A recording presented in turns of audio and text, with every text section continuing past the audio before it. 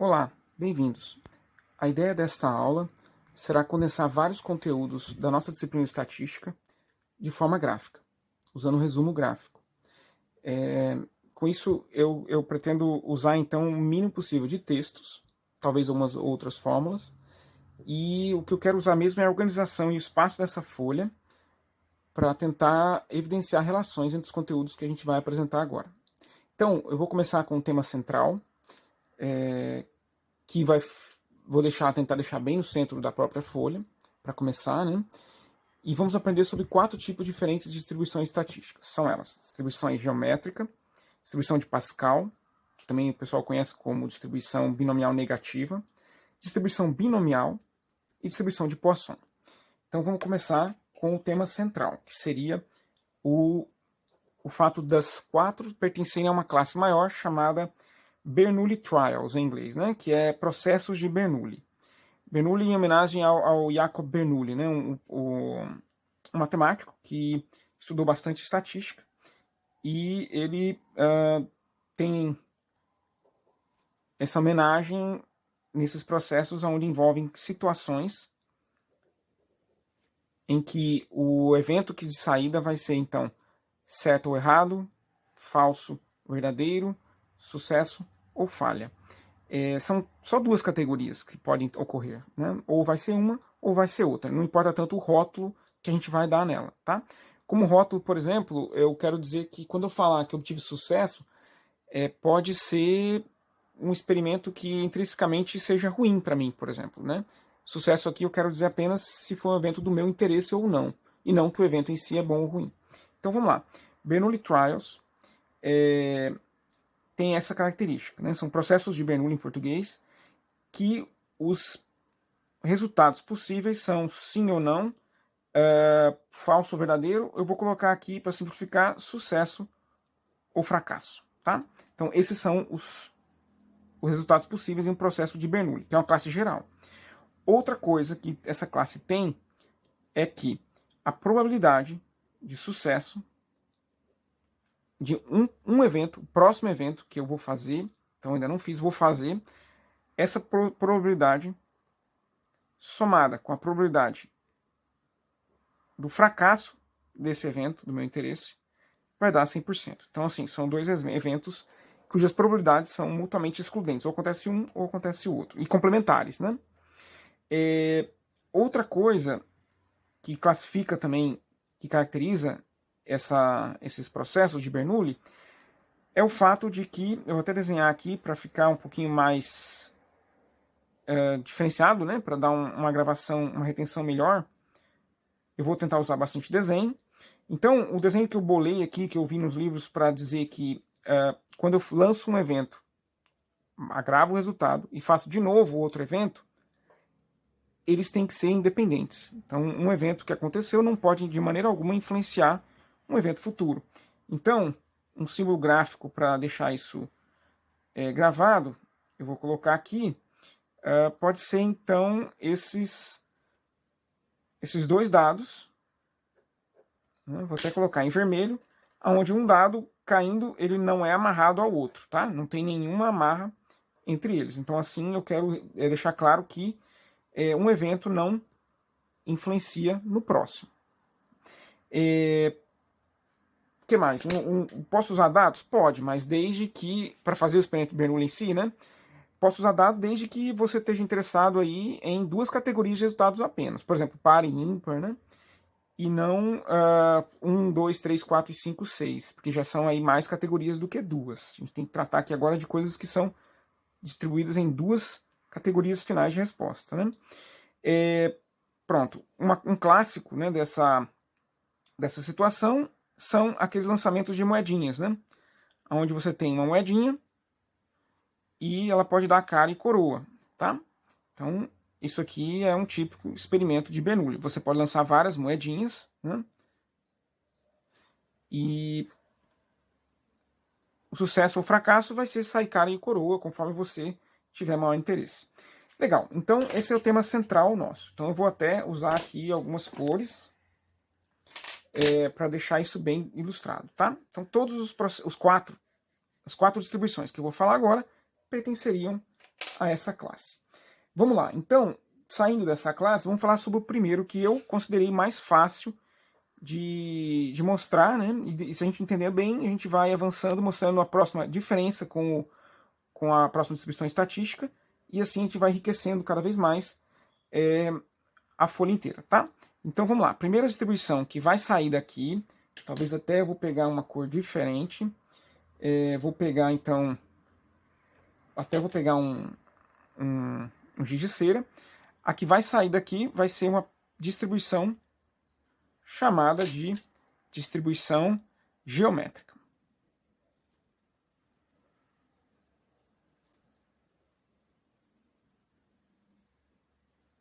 Pronto, essa é a primeira distribuição que a gente vai discutir agora. Tá? Como é que eu vou explicar como essa distribuição geométrica funciona e em que ela se aplica? Eu vou usar um desenho. Imagine então uma pessoa, né? Essa pessoa ela tá brava aqui, bem braba, né? E ela, o que ela está querendo fazer? Ela está querendo matar aí uma mosca, tá? Ela está querendo matar uma mosca com um mata-mosquinha, né? Então ela está aqui com o mata-mosca na mão. E a gente pode fazer dessa situação aqui uma variável estatística chamada número de tentativas que esse sujeito vai precisar para matar a mosquinha. Então vou desenhar uma mosca aqui. Então a mosquinha está aqui, né? Vamos supor aí que ela está além de zunindo, está rindo da cara dele, né? Então, pronto. Ele quer matar essa mosca e pode ser que ele precise de várias tentativas. Quando ele matar a mosca, o evento acabou. Aliás, o evento não, a situação inteira acabou, ele resolveu o probleminha dele, tá? E o que é do nosso interesse aqui? Ele pode testar e fazer e usar a raquete várias vezes. Então eu vou chamar de N o número de vezes que ele usou a raquete para tentar matar a mosca. Ele vai ficar tentando matar a mosca até ele conseguir, acabou então a situação. E o que eu posso chamar então de variável aí que me interessa obter a distribuição estatística? O número de vezes que ele tentou até atingir um sucesso. Isso define para mim a parada. Então vamos lá. Meu interesse aqui é descobrir a distribuição estatística em função do número de tentativas para que eu tenha um primeiro sucesso e um único sucesso de toda a série de sequência que ele for fazendo de tentativas.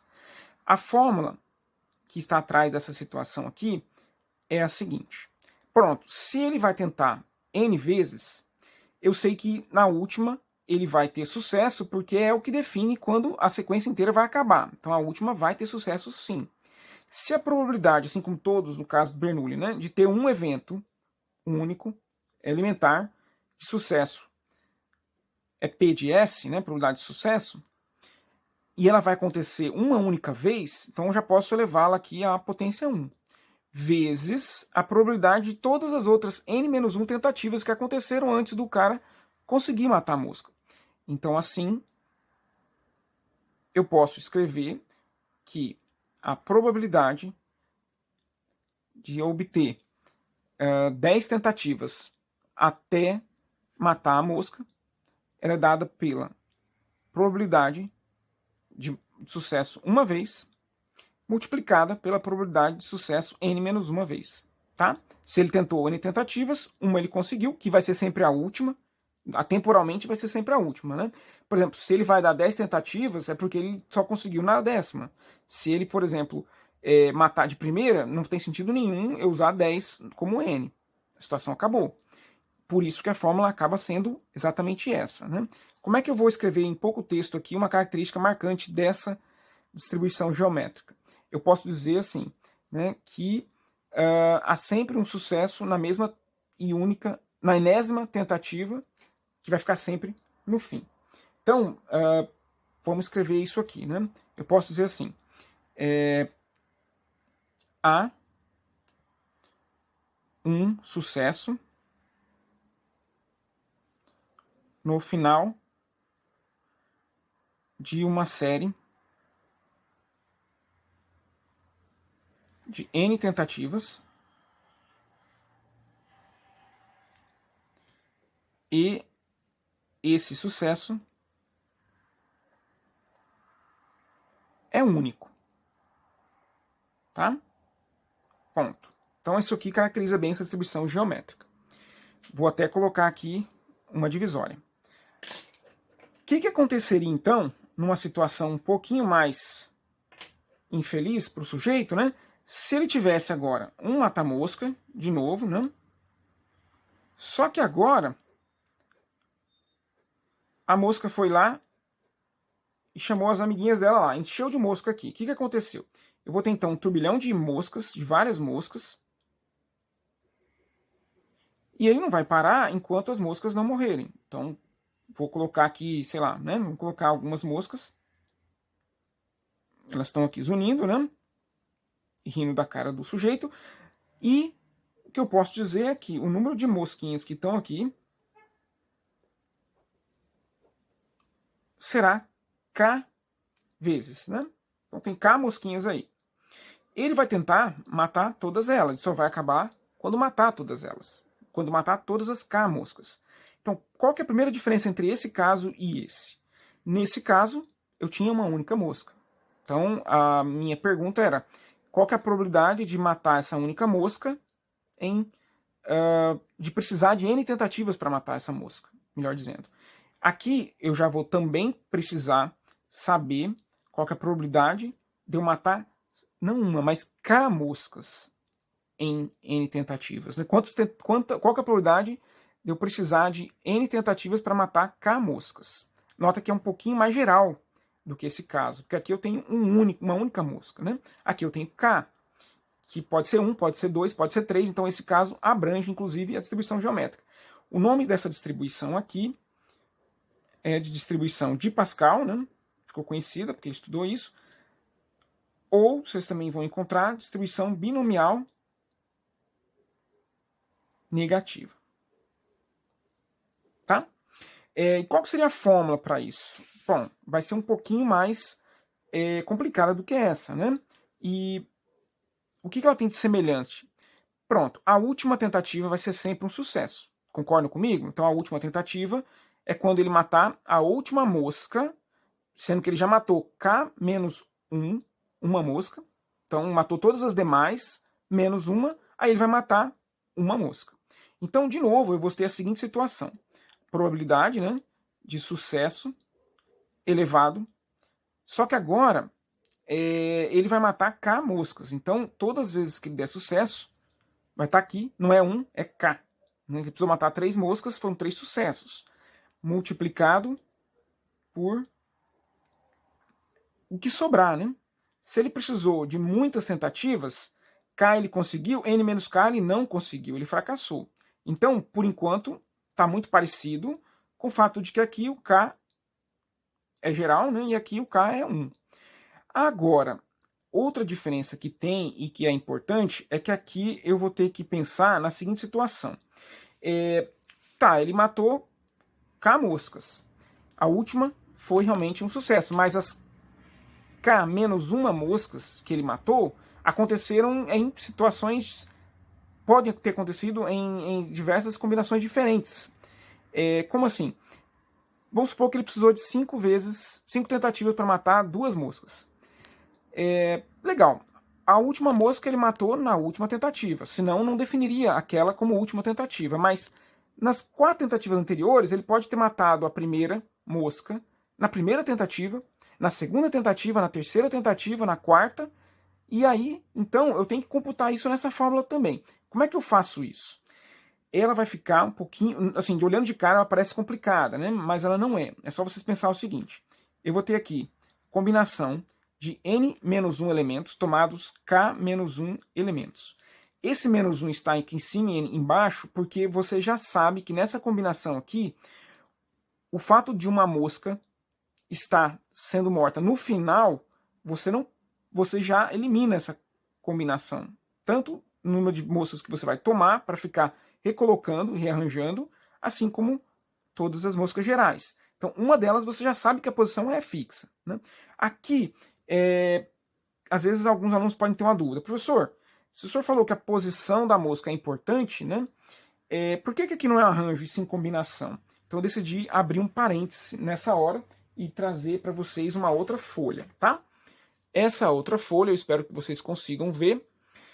Eu fiz aqui um exemplo da pessoa precisar de 6 tentativas para matar 2, 3 moscas. Então aqui, a última tá sempre aqui, ó. Morreu, sucesso, né? Matei a mosca. Claro, para a mosca não foi um sucesso, mas para mim foi, né? E a minha variável de interesse era matar a mosca. Aqui então sobraram 2. E a combinação a lista de combinações possíveis ou de eventos finais possíveis está aqui toda exaustivamente apresentada. Primeiro caso, eu matei a mosca logo de cara e mais sorte ainda, depois eu matei a segunda mosca, né? Faltou a última e para isso não deu certo nas 3 tentativas seguintes, depois eu matei. De novo, todas as vezes aqui eu matei a mosca no fim, tá? Então eu tenho n-1 geral de posição aqui, que vai me definir por que aquela fórmula é n-1 aqui, tá? Aqui eu tenho k-1 porque, de novo, né, a késima está aqui, foi no final. Então também está explicado por que isso aqui tem que ficar k-1. Isso fica bem claro. Só que, por que aqui então não é um arranjo, é combinação, já que a posição é importante? Porque é o seguinte, bom, vamos olhar a fórmula do arranjo da combinação. A combinação de n elementos tomados K, aqui eu não usei P a P, como a maioria dos livros de estatística, porque P geralmente, P aqui agora, nessa disciplina, está sendo usado para designar probabilidade. Então eu usei e troquei pela letra K, tá?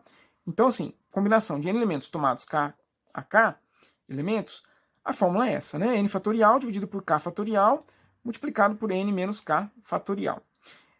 Legal. Se eu fizer para esse caso específico, eu vou obter 10, que foi o número que eu então bateu aqui, que eu usei.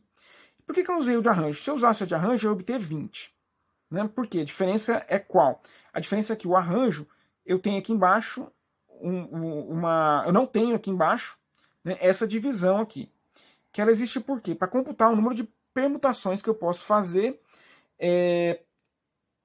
trocando um elemento por outro, né? Essas duas fórmulas foram pensadas em casos em que eu tenho aqui vários elementos, né, tanto para combinação quanto para arranjo, mas que os elementos são distinguíveis entre si. A, B, C, D, né, eles são distinguíveis, tá?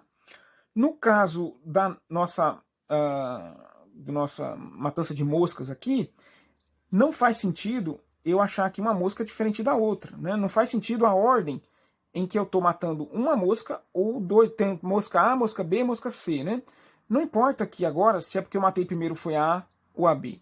Então, eu tenho que, se eu usar um arranjo, eu posso usar a fórmula do arranjo, mas depois eu tenho que tirar essas contagens a mais que eu fiz quando eu considerei que era importante, dentro dessa situação de 2 moscas aqui, né, delas trocarem de lugar. Isso para nós não faz diferença alguma. Então eu tenho que dividir, né, pelo k fatorial. Então, no final das contas, eu vou ter aí a mesma fórmula da combinação, tá? Eu só quis mostrar para vocês porque que aqui, no caso, a equação que a gente vai usar aqui, a fórmula, é a fórmula de combinação e não de arranjo. Tudo bem? Então ficou bem claro por que eu vou ter que n-1 aqui em cima e embaixo, e o restante aqui é muito similar e mais geral do que o caso da distribuição geométrica.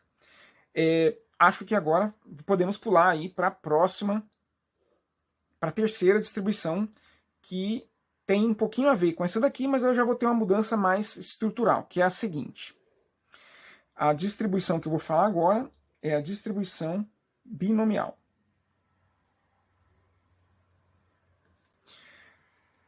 Legal, vamos falar sobre ela. O que ela tem de interessante, qual que é o caso que ela se aplica, que a gente pode explicar e ilustrar. Chega de moscas, por enquanto, vamos falar agora de futebol, por exemplo. Foi o exemplo que eu bolei aqui na minha cabeça, para explicar para vocês. Então vamos no futebol.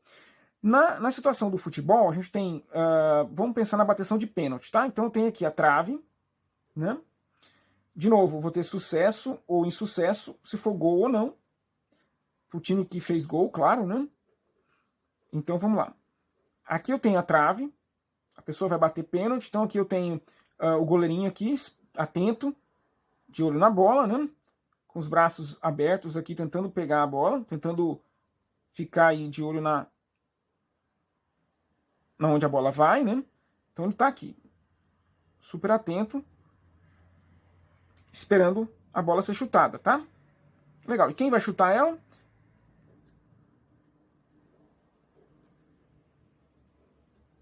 Temos aqui aquela linha, né? E temos aqui a marcação da bola, a bola está aqui, e tem um jogador tentando chutar a bola aqui, né? Então o jogador está aqui, animadão para fazer o gol, está aos postos. Legal. Só que quando os pênaltis começam, né? Não estou falando de um pênalti quando a pessoa cometeu falta, né? Estou falando daquela quando acabar o jogo, deu empate, que o Brasil até uma vez ganhou da Itália, né? A situação era a seguinte: você tem aí 5 chances para cada time, tá? Então você tem aí 5 bolas para as pessoas usarem para chutar, né? 1, 2, 3, 4, 5. O que eu quero dizer com isso? Que esse número aqui agora de tentativas é fixo. Claro, né? Se ficar igual para os dois times, aí eles vão continuar chutando. Mas vamos pensar nessa primeira fase do jogo dos pênaltis, tá? Nessa primeira fase, o que você vai ter? Primeiro, agora a variável mudou. O n é fixo, né? Claro, eu posso trocar aqui, fazer a variável c, nesse caso k e tal, mas eu preferi pegar a variável n e usar o k como parâmetro. Aqui eu vou fazer o contrário. O que eu vou falar? Vou falar assim, olha, tá fixo, você tem 5 tentativas. Então meu interesse agora é um pouquinho diferente. Meu interesse agora é o seguinte: qual que é a probabilidade de eu obter x sucessos jogando n tentativas? Por exemplo, a pessoa jogou, chutou 5 tentativas, ela errou a primeira, estava nervoso, o primeiro jogador, aí o segundo foi lá e, pimba, conseguiu, fez. O terceiro fez também, né? E não importa mais se os outros fizeram ou não, né? Vamos colocar aqui isso que não fez e que fez. E que não fez. Por quê? Para não confundir com aquela, né? Que a última tem que ser sucesso. Aqui não importa se a última tem que ser sucesso ou não, porque o número era fixo. Então você vai ter aqui fixo em N tentativas, tá? Essa é a situação. Claro, futebol aqui no caso do pênalti foi 5, podia ser N. Então você tem N tentativas, tá? Isso está determinado. Não importa se vai ter sucesso na última ou não. Legal. E o interesse, então, é calcular agora a probabilidade de, em N tentativas, eu ter, sei lá, por exemplo, aqui 2 gols ou 3 gols. Então a nossa variável para essa fórmula aqui vai ser o x. O resto vai ser parâmetro. E, de novo, como é que eu vou criar essa fórmula, né? Baseada nessas duas informações aqui, a probabilidade de sucesso e a probabilidade de falha, e do fato de elas serem complementares. Pensando na seguinte situação, né? Eu tenho 5 tentativas. Então, no caso aqui, a somatória dos meus expoentes era n, né? Aqui não. Aqui a somatória vai ser fixa, não é variável mais. Tem que ser n também, mas é fixa. Aqui era variável, né? Outra coisa, se eu vou fazer, se o meu interesse é fazer 2 gols, então vai ser esse o expoente do meu evento de sucesso. Eu vou fazer 2 gols. Então a probabilidade de fazer um gol, por exemplo, é 0,8 se for o Romário, é 0,2 se for o Dino Baggio, né, que errou da Copa do Mundo lá do Brasil. Então assim, é bem baixo ou bem alto, depende de cada jogador. Mas vamos supor que é o mesmo jogador que está batendo, tá? Então, essa daqui vai ser o expoente. No caso aqui era 2, mas eu posso deixar geral, x. Vezes o resto foi falha, né? Então a probabilidade de falha do resto que faltar. Quem é o resto? N menos x. Então se eu tenho N tentativas fixas e x foi o número de gols que eu marquei, né? O que sobrar de falha vai ser N menos x. Professor, legal, até aqui tá claro, né? É esse produto mesmo. Somando os dois vai dar N, assim como antes, só que aqui no caso é N fixo, aqui no caso é N variável. A variável para mim aqui vai ser o x. E, infelizmente, né, eu tenho um outro complemento aqui, só chama de coeficiente binomial, né? Vou ter uma combinação de novo aqui. Que combinação é essa? É o fato de você poder fazer gols, esses 2 gols, estarem em qualquer um desses 5 lugares. Então eu tenho, por isso aqui n completo e não n menos 1, né? Tomados 2 a 2. Tomados 2 a 2 nesse caso do meu desenho, mas no caso geral é K sucessos que eu fiz, tá? E de novo, não é arranjo, é combinação. Por quê? Porque os gols são, claro, cada gol é único e tal, mas aqui no caso não nos interessa isso. Foi gol ou não foi gol? Foi gol, então todos os gols que foram gols são considerados aqui indistinguíveis, né? Legal, cheguei aí à quarta distribuição, a distribuição binomial, que já é um pouquinho diferente, nota, né, das outras, mas tem muita similaridade também, tá? Vamos para a quarta distribuição. Essa quarta distribuição, chamada distribuição de Poisson. Né, homenagem lá ao sujeito ao cientista, né, que a estudou, né? Simeon Denis de Poisson. Bom, vamos lá. O que essa distribuição tem interessante e que exemplo que eu pensei em trazer para deixar essa distribuição mais facilmente caracterizada, mais facilmente explicada, né? Eu pensei aqui na situação do pote de granola, né? Que é um cereal lá que todo mundo gosta muito, né? Todo mundo não, exagero, mas a turma gosta, né? E vamos pensar então em dois potinhos. Primeiro eu tenho um potinho cheio de cereal, tá? Cheio de granola. E dentro dessa granola aqui eu tenho os pozinhos finos, mas algumas vezes eu tenho aquela uva passa. Não muitas, mas eu tenho uva passa lá dentro, tá? E aqui eu tenho um outro pote, vou colocar um balde maior, né? Talvez até uma sacola, vou colocar uma sacola. Então vou desenhar uma sacola aqui, aquelas sacolas que você vê em feira, né? Essa sacola bem gorduchinha que fica no chão, de tecido. Amarrotadinha. E ela fica lá, contendo aí uma montanha de granola também, só que uma granola mais grosseira. Os grãozinhos são mais grossos, inclusive, em vez de castanha, em vez de uva passa, imaginamos aqui, porque para comparação, né, para ser mais grosso, vamos usar aqui castanha do Pará. Então eu tenho aqui grãos maiores, mais grossos, tá? Nessa situação aqui, uma situação mais caseira, a pessoa que quer servir de granola vai vir com uma colher. Pronto, né? Ela vem com uma colher e nessa colher vai caber aí uma montanhazinha de granola. E essa granola, às vezes, vai vir parar aqui em cima, né? Junto com os grãozinhos finos, uma ou outra uva passa, tá? Mas nota, essa colherada é capaz de pegar vários grãos aqui de uma vez só, né? De uva passa ou não. Aqui, então vamos exagerar um pouquinho, vamos pegar uma pá um pouquinho maior. Mas vai ser, no final, a mesma coisa. Eu vou ter um morrinho de grão aqui, grão mais grosseiro, e às vezes, eventualmente, aí vai aparecer um grão, uma castanha do Pará, tá? Pessoa que vem pegar aqui, que vem pegar ali, vão ter essas colheradas aí. O que eu tenho de semelhança aqui? Vamos analisar. Bom, primeiro, a probabilidade, claro, continua valendo isso daqui e tudo mais, só que vamos colocar uma pequena diferença aqui. A probabilidade, nesse primeiro caso, de sucesso, e vou chamar de sucesso, aparecer, por exemplo, uma uva passa, ela vai ser bem baixa, tá? Porque tem muito cereal aqui e não está tão cheio de uva passa. Então, não de pegar na colherada, mas uma pessoa pegar uma uva passa ao aleatório aqui dentro. E a mesma coisa vai ser aqui, né?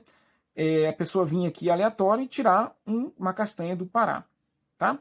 Então, vou ter aqui a probabilidade, no caso, vou chamar de situação 2, né? De sucesso, que é pegar uma castanha do Pará. Eu também vou ter essa probabilidade baixa, né? Porque eu vou ter N outras castanhas aqui dentro, todas pequenininhas e no conjunto. Aqui, vamos agora pensar nessa colherada, né? Essa colherada vai trazer N castanhas, N tipos de cereais diferentes, inclusive eu vou passar às vezes, né? Que não é cereal, mas ela é considerada uma partícula aqui junto, né? Vai ser pega junto. Então esse N1 aqui, como a colherada vem e pega bastante, ela vai ser um número grande. E aqui também vai ser a mesma coisa, eu tenho a pazinha, né? E o meu N da situação 2 também vai ser considerado grande, tá? Nota que eu não estou preocupado se esse aqui é 10 vezes maior que esse aqui, não importa. Um é bem pequeno e o outro é bem grande. E aqui é bem pequeno e aqui bem grande, tá? Não necessariamente esses números são iguais aqui. Mas agora, vamos pensar na seguinte situação. Que sim, o produto deles, então, sejam iguais. Então, vamos pensar na seguinte situação. O produto da probabilidade de eu ter sucesso pegando uma única uva passa desse potinho aqui, vezes, agora eu vou pegar várias. Então eu já peguei uma colherada onde pega vários grãozinhos ao mesmo tempo, inclusive talvez aí de uva passa, né? vezes N1. Eu vou chamar de lambda, é um parâmetro, né, considerado aí a média, né?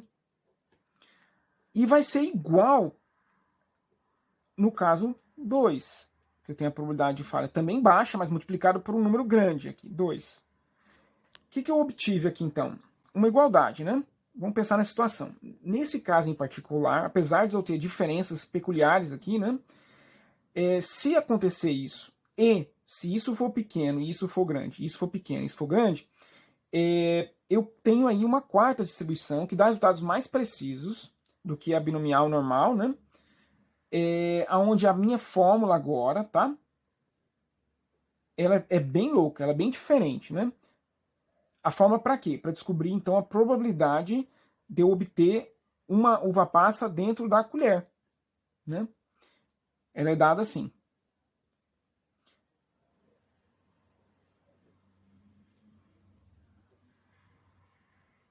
Então, constante de Euler elevado a essa que eu chamei de constante aqui, né?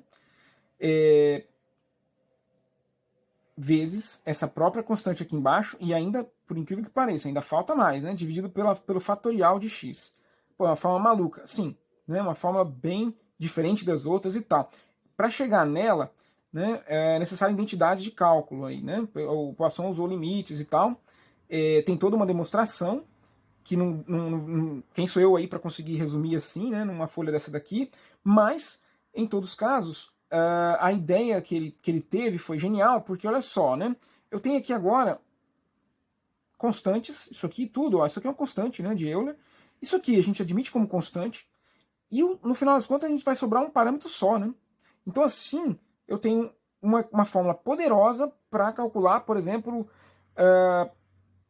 várias coisas aí bem diferentes até, né? Se eu tiver esse caso, eu posso pular para esse, porque eles vão ter a mesma distribuição, não é a mesma forma, a mesma distribuição, né? Por quê? Porque o parâmetro média vai ser igual. Então, várias situações diferentes acabam tendo a mesma distribuição. Isso é muito poderoso, né? Quais são outros casos que envolvem Poisson, né? A gente pode pensar em coisas que tem, de novo, probabilidade bem pequena de acontecer, mas que o número de exposição é bem alto, né? Lembrando que esses casos aqui são discretos. Eu não tenho meia uva passa, eu tenho uma uva passa, duas uvas passas, né? Uma castanha do Pará, duas castanhas do Pará. Então são casos discretos, né? Como são os casos da distribuição dos processos de Bernoulli. E o que é mais interessante que eu posso falar sobre essa distribuição? Por exemplo, se eu tenho duas pessoas, né? Uma dirige um pouquinho mais agressiva do que a outra. Vamos supor, o dobro mais agressivo, tá? Então eu tenho a probabilidade de batida pequena nos dois casos, mas da pessoa mais agressiva ser o dobro da pessoa menos agressiva no trânsito. E a pergunta seria então, será que uma sendo mais barbeirinha, né, vai ter o mesmo número de acidentes do que uma pessoa menos barbeira, mas que fica exposta há mais tempo? Intuitivamente até a gente sente, né? Sim, faz sentido acreditar nisso, né? Essa é a razão pelo qual a gente tem aí situações diferentes, mas participando da mesma distribuição, onde o único parâmetro então é o que eu quero, desculpa, é a média, né?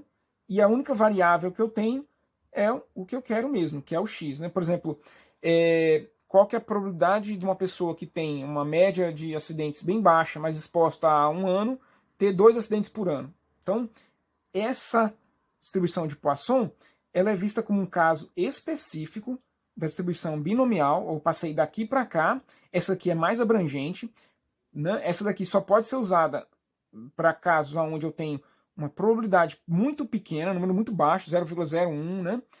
Mas uma exposição bem alta, né? E essa daqui não, é mais geral. Tanto é que quando esses dois números são parecidos, né, já não faz sentido muito usar Poisson, né? Tem que usar a distribuição binomial. Então o que eu tenho nessa organização aqui? Eu tenho na linha vertical, né, para cima e para baixo aqui, né? Eu tenho a separação conforme for específica ou geral.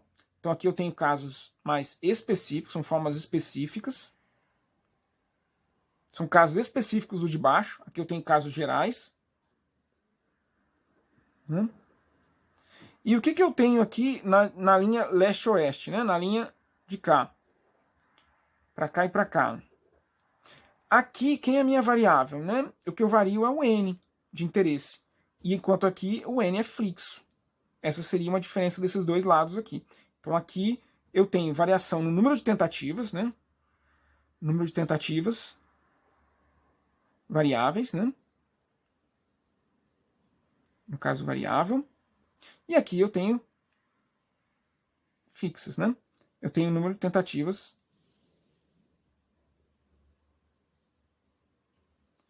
fixas. Obrigado, pessoal.